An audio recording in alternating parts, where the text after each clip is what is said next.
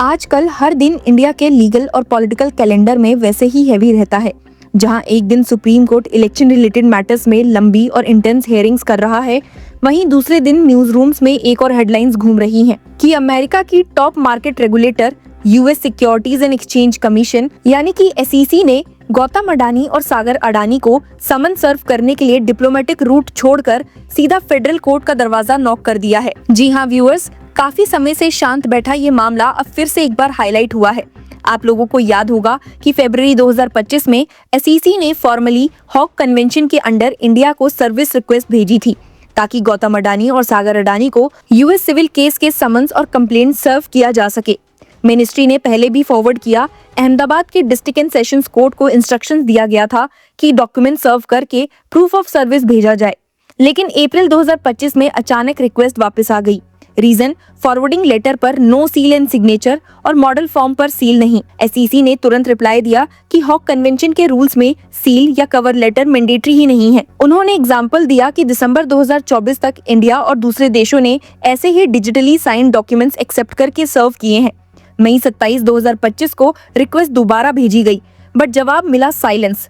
3 अप्रैल को follow up mail, 12 दिसंबर 2025 को दूसरा रिमाइंडर, लेकिन कोई जवाब नहीं आया। हर जगह बस यही सवाल घूमने लगा कि क्या जानबूझकर गौतम अडानी को समन सर्व नहीं किए जा रहे? क्या इसमें इंडियन गवर्नमेंट का कोई योगदान है? फिर दिसंबर 2025 में एक और ट्विस्ट अनफोल्ड हुआ। Indian ministry of law and justice ने एक नया ऑब्जेक्शन रेज कर दिया। एक यूएस रेगुलेशन एसईसी के इंटरनल रूल 5B का रेफरेंस देते हुए मिनिस्ट्री ने लिखा कि समन्स एवब सेट कैटेगरीज कवर नहीं करता।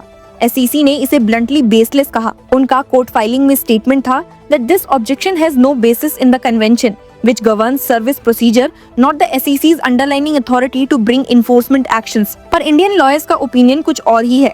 सुप्रीम कोर्ट के एडवोकेट प्रशांत भूषण ने भी हाल ही में इस पर ट्वीट करते हुए लिखा है, blocked by Modi government for 14 months, US SEC wants federal court to serve summons on Adani via email. This case is one of the reasons why Modi cannot stand up to Trump and meekly surrenders to all his demands। जी हाँ, अब कहानी में एक और twist आया है। 21 जनवरी 2026 को SEC ने कोर्ट से रिक्वेस्ट की है कि उन्हें रूल 4F3 के अंडर ऑल्टरनेटिव सर्विस अलाउ की जाए। मतलब अडानी के यूएस बेस्ड लॉयर्स को डायरेक्टली सर्व कर दिया जाए और साथ ही बिजनेस ईमेल एड्रेसेस पर समन्स भेजे जाएं। इस बार बात सिर्फ कॉर्पोरेट लिटिगेशन की नहीं है। ये केस अब इलेक्शंस, सॉवरेनिटी, फॉरेन रेगुलेटर्स के पावर्स और इंडिया के जस्टिस सिस्टम के रोल के साथ टाइटली इंटरलिंक हो चुका है। 2026 के असेंबली इलेक्शंस के एटमॉस्फेयर में जहां पॉलिटिकल फंडिंग, कॉर्पोरेट इन्फ्लुएंस और क्रॉनी कैपिटलिज्म जैसे शब्द फिर से कैंपेन स्पीचेस में वापस आ रहे हैं, अडानी केस एक साइलेंट अंडरकरेंट की तरह डिबेट के नीचे बह रहा है। एसईसी ने न्यूयॉर्क के ईस्टर्न डिस्ट्रिक्ट फेडरल कोर्ट में जो मोशन फाइल किया, उसमें सीधा लिखा है, The SEC does not expect service to be completed through the Hague convention. मतलब एजेंसी ने प्रैक्टिकली मान लिया है कि भारत सरकार की ministry of law and justice के साथ 14 महीने से चल रहा डिप्लोमेटिक पिंग पोंग अब डेड एंड तक पहुंच चुका है। एसईसी का लॉजिक सिंपल था कि डिफेंडेंट्स को केस के बारे में ऑलरेडी पता है, उनके पास टॉप यूएस लॉ फर्म्स है और वो एक्टिवली अपनी डिफेंस स्ट्रेटेजी मैनेज कर रहे हैं। कोर्ट फाइलिंग में लिखा गया है, Service on defendants established counsel is therefore virtually guaranteed to provide notice to defendants। Agency ने ये भी कहा, the SEC is unaware of any alternative means of serving defendants under Indian और international law। इस सेंटेंस का political wait भी है। Election season में जब ऑपोजिशन रिपीटेडली एक्यूज करती है कि पावरफुल कॉर्पोरेट्स को इंडियन सिस्टम प्रोटेक्ट करता है, ये स्टेटमेंट एक नया एंगल ऐड करता है। क्या इंडिया फॉरेन रेगुलेटर्स के एक्शंस को डेलिबरेटली स्लो कर रहा है? केस का बैकग्राउंड भी लाइट नहीं है। 20 नवंबर 2024 को एसईसी ने सिविल कंप्लेंट फाइल की थी, एलिजिंग दैट गौतम अडानी और उनके नेफ्यू सागर अडानी ने अडानी ग्रीन एनर्जी के सितंबर 2021 बॉन्ड ऑफरिंग के कंटेक्स्ट में ब्राइबरी स्कीम ऑर्केस्ट्रेट किए।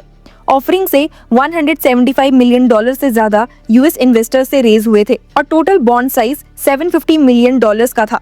एसईसी का एलिगेशन है कि ऑफरिंग डॉक्यूमेंट्स में एंटी करप्शन और एंटी ब्राइबरी प्रोग्राम्स को लेकर जो स्टेटमेंट्स दिए गए वो मटेरियली फॉल्स और मिसलीडिंग थे। सेम दिन यूएस अटॉर्नी ऑफिस ने पैरेलल क्रिमिनल केस भी फाइल किया, securities fraud conspiracy, wire fraud conspiracy and securities fraud के चार्जेस के साथ। अडानी ग्रुप ने अगले ही दिन स्टेटमेंट दिया कि एलिगेशंस बेसलेस हैं और company all possible legal recourse लेगी। अडानी खुद नवंबर 2024 और जून 2025 में पब्लिकली बोल चुके हैं that no one from the Adani side has been charged with any violation of the FCPA और any conspiracy to obstruct justice. SEC ने उनके इन्हीं कोट्स को भी कोर्ट रूम में दिखाया। ये प्रूफ करने के लिए कि डिफेंडेंट्स को केस की पूरी नॉलेज है। ये सब लीगल ड्रामा ऐसे वक्त पे हो रहा है जब इंडिया के अंदर इलेक्शंस और जुडिशरी दोनों हाइपर एक्टिव हैं। सुप्रीम कोर्ट फ्रीबीज केस हो, बिहार वोटर लिस्ट रिवीजन पर हियरिंग हो या इलेक्शन कमीशन की पावर्स पर PILs, जुडिशरी रिपीटेडली ये सिग्नल दे रही है कि लेवल प्लेइंग फील्ड डेमोक्रेसी का कोर है। ऑपोजिशन पार्टीज के लिए अडानी नाम कोई नया वेपन नहीं है। 2024 लोकसभा इलेक्शंस के टाइम पर राहुल गांधी ने हम दो हमारे दो स्लोगन्स के साथ अडानी अंबानी का नैरेटिव बिल्ड किया था। अब 2026 के स्टेट इलेक्शंस के पहले स्पेशली बंगाल जैसे पॉलिटिकली सेंसिटिव स्टेट में ये केस फिर से स्पीचेस और रैलीज में घुस सकता है। इसी नैरेटिव के बीच जब सिक्योरिटीज एंड एक्सचेंज कमीशन ये कह रहा है कि इंडिया ने समन्स सर्व करने से इफेक्टिवली मना कर दिया, ऑपोजिशन को एक और टॉकिंग पॉइंट मिल जाता है। क्या सिस्टम पावरफुल बिजनेसमैन के लिए स्लो हो जाता है? गवर्नमेंट साइड से अभी तक कोई ऑफिशियल पॉलिटिकल रिएक्शन नहीं आई है, लेकिन डिप्लोमेटिक सर्कल्स में इस मूव को सेंसिटिव माना जा रहा है। Hague convention normally sovereign corporation का सिंबल होता है। जब एक कंट्री का रेगुलेटर पब्लिकली बोले कि ट्रीटी रूट वोंट वर्क, तो इसका मैसेज कोर्ट से ज्यादा फॉरेन मिनिस्टर्स तक जाता है। SEC ने कोर्ट को ये भी बताया है कि सागर अडानी ने हैकर फिंक LLP हायर किया हुआ है और गौतम अडानी के पास किर्कलैंड एंड एलिस LLP और क्वीन इमैनुअल UNS LLP जैसे हैवी वेट्स हैं। उन्होंने 28 फरवरी 2025 को SEC को फॉर्मली इन्फॉर्म किया था कि वो in connection with this matter represent कर रहे हैं। ईमेल सर्विस का पॉइंट भी इंटरेस्टिंग है क्योंकि SEC ने बोला है कि उनके पास 100+ डॉक्यूमेंट्स हैं जो प्रूफ करते हैं कि सागर अडानी कॉर्पोरेट ईमेल यूज करते हैं, इंक्लूडिंग बॉन्ड ऑफरिंग से रिलेटेड मटेरियल और मार्च 2024 तक के मेल्स। गौतम अडानी के कॉर्पोरेट ईमेल का रेफरेंस भी सेबी सबमिशंस में दिया गया था। फाइलिंग में लाइन थी that both addresses are reasonably believed to remain active and monitored. Election politics में जब ट्रांसपेरेंसी और अकाउंटेबिलिटी पर डिबेट चल रही हैं, ये केस उन डिबेट्स को इंटरनेशनल लेयर दे देता है। अगर US कोर्ट SEC की रिक्वेस्ट अलाउ कर देता है तो Adani case formally next stage पर चला जाएगा, डिस्कवरी, मोशंस और पॉसिबली ट्रायल। और उसके साथ इंडिया के इलेक्शन डिस्कोर्स में foreign regulators versus Indian billionaire का एंगल और गहरा हो जाएगा। इस स्टोरी में कोर्ट है, कैपिटल है, कैंपेन है और क्रेडिबिलिटी भी।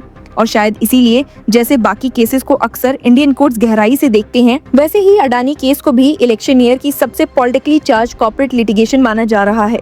अब आपका इन न्यू डेवलपमेंट्स को लेकर क्या विचार है, हमें कमेंट्स में जरूर बताइए and keep following to get next updates.